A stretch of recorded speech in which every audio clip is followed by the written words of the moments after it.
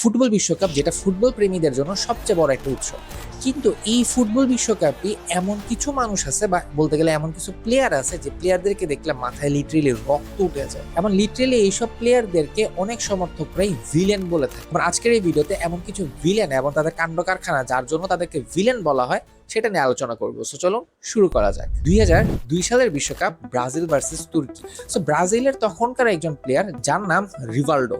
So ম্যাচের ভিতর ঘটনাটা এরকম ছিল যে কি তুর্কির যে প্লেয়ার ছিল হাকান উনসাল, সে একটা বল মারলো এবং সেই বলটা গিয়ে রিভালডোর গায়ে লাগলো। কিন্তু বল গায়ে লাগার পরেও রিভালডো মাথা ধরে মাটিতে গড়াগড়ি শুরু করলো এবং রেফারি এসে লিটারেলি তুর্কির যে প্লেয়ার ছিল হাকান তাকে লাল কার্ড দেখায় দিল। টেলিভিশনের ক্যামেরায় সব ধরা পড়লো। ম্যাচে উপস্থিত থাকা অডিয়েন্সরা সবাই বলতেছিল যে লাল কার্ড দেওয়া যাতে না হয়, কারণ কি ব্রাজিলের যে প্লেয়ার রিভালডো সে লিটারেলি অভিনয় করতেছে। বাট তাও রিভালডোর এই অভিনয়ের জন্য হাকানের মতো একটা ভালো প্লেয়ারের লাল কার্ড খেয়ে মাঠ ছাড়া লাগলো। এবং এই কারণেই ফুটবল প্রেমীরা ব্রাজিলের এই রিভালডোকে অনেক সময় ভিলেন বলে থাকে। 4 নম্বরে যে ভিলেনের কথা বলবো সে নেদারল্যান্ডের নিগেল দি জং। 2010 সালের বিশ্বকাপ ফাইনাল স্পেন ভার্সেস নেদারল্যান্ড। ফাইনালের সবচেয়ে বড় মঞ্চে দি জং যা করলেন তা পুরো পৃথিবী অবাক হয়ে গেল। স্পেনের জাবির বুকে দি জং লিটারেলি কারাতে কিক মারলেন যেন মর্টাল কমব্যাট খেলতে আসছিল নেদারল্যান্ডের এই প্লেয়ার মাঠের মধ্যে। কিন্তু আপনার কি মনে হয় রেফারি কি করলেন? লাল কার্ড দেখাইলেন? না, জাস্ট শুধুমাত্র একটা হলুদ কার্ড দেখায় ছেড়ে দিলেন। ধারাভাষ্যকর চিল্লান দিয়ে বললো এটা কারাতে কিক। পুরো গ্যালারির দর্শকরা চিল্লায় বলতেছিল যাতে লাল কার্ড দেওয়া হয়, কিন্তু রেফারি আনফরচুনেটলি কোনো লাল কার্ড দেয় নাই, হলুদ কার্ড দিয়ে ছেড়ে দিচ্ছে এবং রীতিমতো এই ফাইনালে পার পেয়ে গেল দি জং। আপনি যে চিন্তা করে দেখেন, আপনি যে টিমকে সাপোর্ট করেন সেই টিমের কোন একটা প্লেয়ারের সাথে যদি এরকম হতো তাহলে আপনার কেমন ফিল হতো? এখন কথা বলবো 3 নম্বর ভিলেনকে নিয়ে, যাকে অনেকেই অপছন্দ করে বাট অনেকে আবার কিন্তু পছন্দ করে, যে অনেক বেশি পরিমাণে ফেমাস। নাম তার লুইস সুয়ারেজ।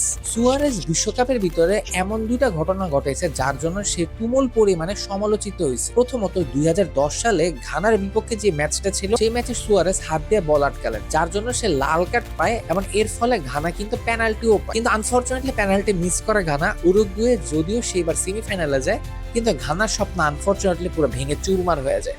আবার এর পরবর্তীতে সুয়ারেজ যে ঘটনাটা ঘটে সেটা কিন্তু সবচেয়ে বেশি পরিমাণে ফেমাস একটা ঘটনা, যেটা হচ্ছে সুয়ারেজের কামড় দেওয়া। সেই ঘটনাটা ঘটে 2014 সালের ইতালির বিপক্ষে। সুয়ারেজ হঠাৎ করে ইতালির একটা প্লেয়ারের বা কাঁধে লিটারেলি কামড় বসায় দেয় এবং এই ঘটনাটা তার কোনো ফার্স্টবার কামড় দেওয়ার ঘটনা ছিল না, এটা ছিল তৃতীয়বার কামড় দেওয়ার ঘটনা। এবং তখন অনেকেই প্রচুর পরিমাণে রাগ হয়ে যায় সুয়ারেজের উপর এবং বলতে থাকে লিটারেলি মাঠের ভিতরে কি কোনো প্লেয়ার নামাইছি আমরা খেলতে নাকি কোনো কুত্তা নামাইছি আমরা খেলতে। বাট যাই হোক, তবুও কিন্তু সুয়ারেজ অনেকের কাছে খুব ফেভারিট একটা পার্সন হিসেবে পরিচিত। আপনার কি মনে হয় সুয়ারেজ যে কাজটা করছিল সেটা কি ঠিক ছিল নাকি ভুল? অবশ্যই কমেন্ট করে কিন্তু জানাবেন। এই ভিডিওর যে সেকেন্ড ভিলেনকে নিয়ে আমি আলোচনা করব তার নাম হচ্ছে ইতালির মার্কো। 2006 সালের বিশ্বকাপ মাঠে ছিল ফ্রান্স ভার্সেস ইতালি। ফ্রান্সের ক্যাপ্টেন তখনকার সবচেয়ে বেশি পরিমাণে ফেমাস জিদানিন জিদান, যাকে কম বেশি কিন্তু আমরা সবাই চিনি। আর একজন ফুটবল প্রেমী হয়ে যদি আপনি জিদানিন জিদানকে না চিনেন তাহলে আপনি ফুটবল প্রেমী হিসেবে ব্যর্থ।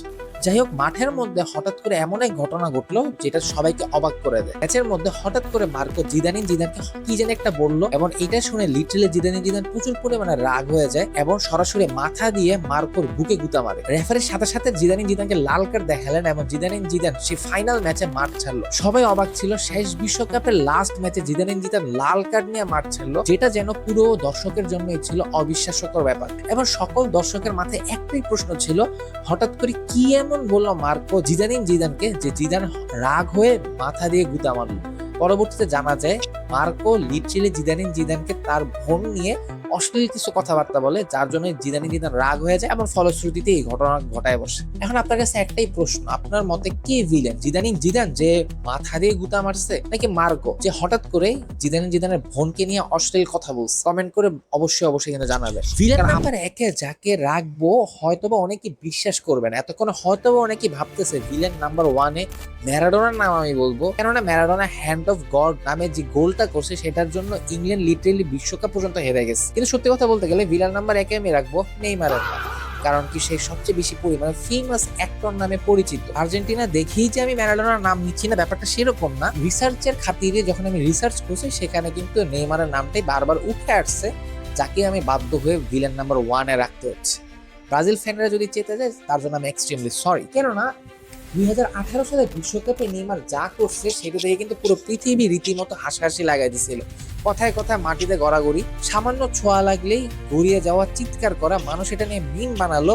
নেইমার চ্যালেঞ্জ নামে সেই মিমটা কিন্তু প্রচুর পরিমাণে তখন ভাইরালও হয়। ব্রাজিল ফ্যানরা রাগলেন, কিন্তু বাকি সবাই কিন্তু তখন হাসলেন। ব্রাজিল ফ্যানরা এইটা নিয়ে কি মতামত অবশ্যই কমেন্ট করে জানাবেন, এবং বাকি অডিয়েন্সদেরকেও বলবো আপনারা কমেন্ট করে জানাবেন কাকে আপনার আসলে সত্যিকারের ভিলেন বলে মনে হয় এই 5 জনের মধ্যে। তো দেখা হবে পরবর্তী কোনো একটা ভিডিওতে, এবং পরবর্তী ভিডিওগুলো দেখার জন্য অবশ্যই এই চ্যানেলটাকে সাবস্ক্রাইব করবেন, কারণ কি পরবর্তী একটা ভিডিওতে খুব ইন্টারেস্টিং একজন প্লেয়ারের জীবনী নিয়ে আসবো, যার জীবনী আপনি হয়তোবা পুরোপুরি জানতেন না, এবং আমার এই ভিডিওর মাধ্যমে যখন আপনি তার জীবনী জানবেন আপনি লিটারেলি অবাক হয়ে যাবেন। তো দেখা হবে পরবর্তী ভিডিওতে।